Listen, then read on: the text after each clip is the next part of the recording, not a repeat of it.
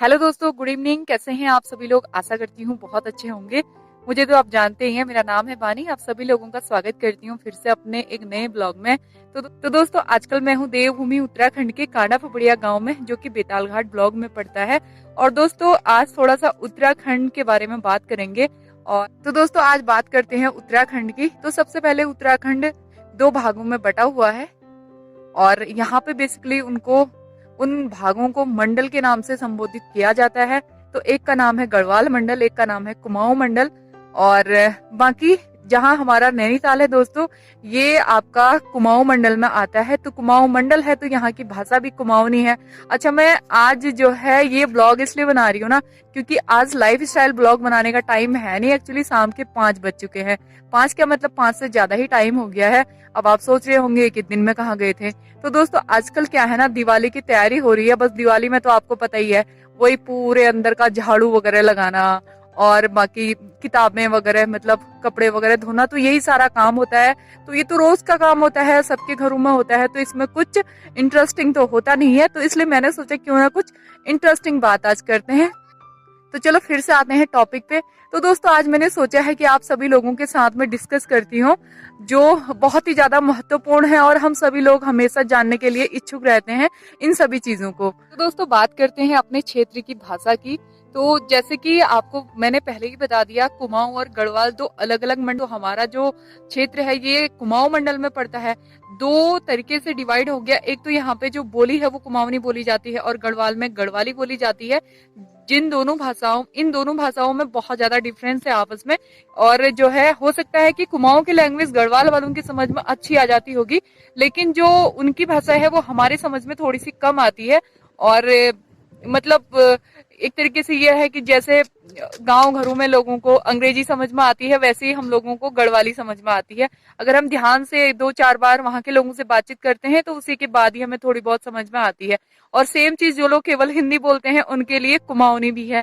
तो जब तक वो 2-4 बार किसी कुमाऊं के क्षेत्र के लोगों के कॉन्ट्रैक्ट में नहीं रहते हैं, तब तक उन्हें भी जो है मतलब सुनने में तो अच्छी लगती है भाषा, लेकिन समझ आने में थोड़ा सा टाइम लगता है। जैसे कि हमको हिंदी आती है तो अंग्रेजी जो है इतनी अच्छी नहीं है हमारी। तो अंग्रेजी कई बार रटने के बाद भी दिमाग से निकल जाता है मतलब। तो दोस्तों, आज मैंने ये सोचा है ना कि आप सभी लोगों के साथ में आज डिस्कस करूंगी रिलेशनशिप। अब रिलेशनशिप अपना लव अफेयर नहीं, एक्चुअली रिलेशनशिप वो जो हमारी फैमिली के साथ हमारे रिश्ते होते हैं। यानी भाई को क्या बोलते हैं, पापा को क्या बोलते हैं, दादा को क्या बोलते हैं।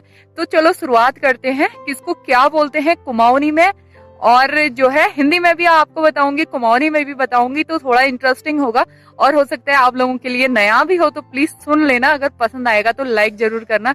तो दोस्तों, सबसे पहले बात करते हैं पापा से हमारे आइडियल होते हैं, वो हमारे फादर होते हैं, यानी हमारे पापा होते हैं।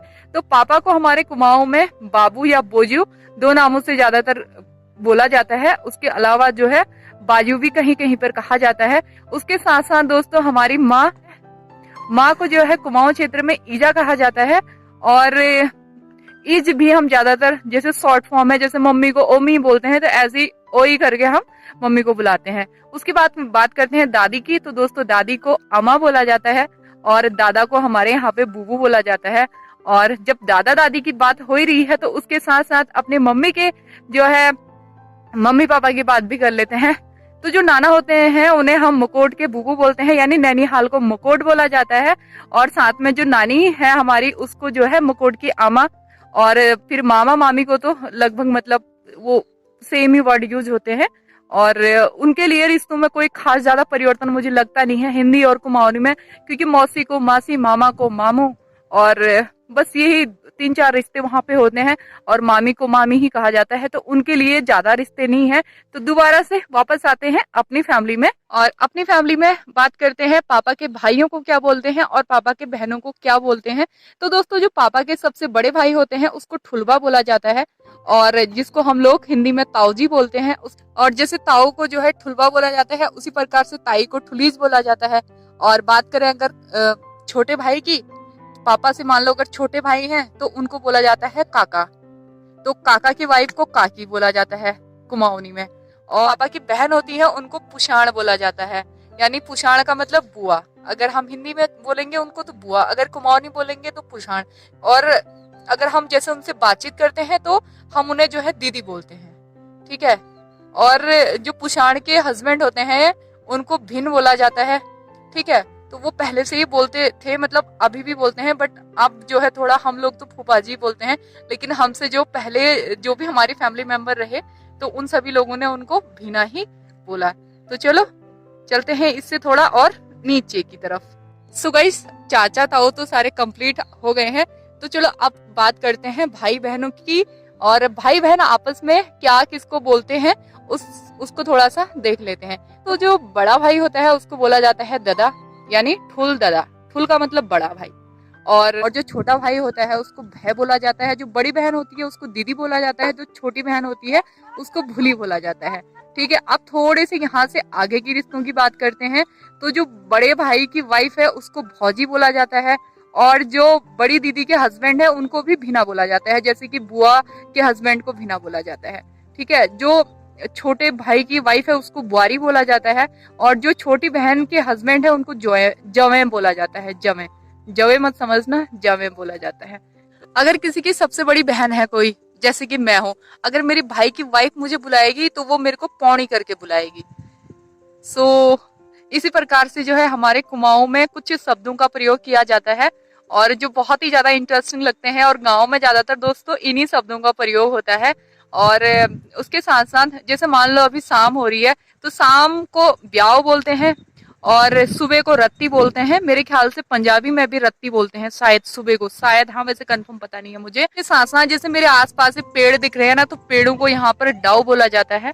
और जो ये पहाड़ दिखाई दे रहे हैं इनको जो है, जो ये चोटियों वाली धार है ना इधर से उधर, तो इसको धार नाम से संबोधित किया जाता है। और यहाँ के नाम भी बहुत ही ज्यादा अच्छे और बहुत ही ज्यादा इंटरेस्टिंग होते हैं। और जैसे रास्ता है तो रास्ते को बट बोलते हैं, और मतलब थोड़ा सा शॉर्ट कर देते हैं चीजों को, तो काफी अच्छा लगता है वैसे। लेकिन आप सभी को कैसा लगा मुझे कमेंट करके जरूर बताइए। और अभी ना यहाँ पे सूर्यास्त होने ही वाला है, मतलब सूर्यास्त तो हो गया, बस अंधेरा होना बाकी रह गया है।